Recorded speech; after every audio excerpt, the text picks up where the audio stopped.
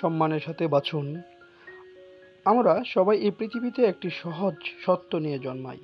আমাদের একটি জীবন বাঁচাতে হবে, কিন্তু সেই জীবনটা আমরা কিভাবে বাঁচব যাতে তা সত্যিকার অর্থে কিছু আলাদা হয়ে ওঠে?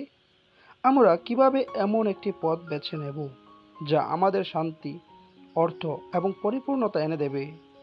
উত্তরটি সহজ, আমাদের সম্মানের সাথে বাঁচতে হবে। মানুষ জীবনে নানা পথ বেছে নেয়।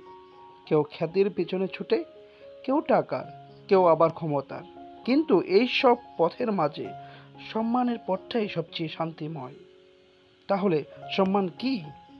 সম্মান মানে হলো সঠিক কাজটা করা, না যেটা যেটা সহজ বলে, বরং কারণ সেটা সৎ। এটি মানে হলো মন থেকে কাজ করা, অন্যের ক্ষতি না করা এবং নিজের নীতির প্রতি অটল থাকা, এমনকি যখন কেউ দেখছে না। বাইরের দুনিয়ার সম্মান হয়তো কিছু দেবে না, সম্ভবত আপনাকে বাধার সম্মুখীন হতে হবে, সমালোচনার মুখে পড়তে হবে, বা হয়তো একাকিত্ব আসবে।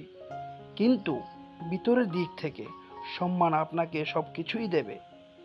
এটি দেবে মানসিক শান্তি, আত্মবিশ্বাস, সাহস এবং ঈশ্বরের প্রতি এক গভীর বিশ্বাস।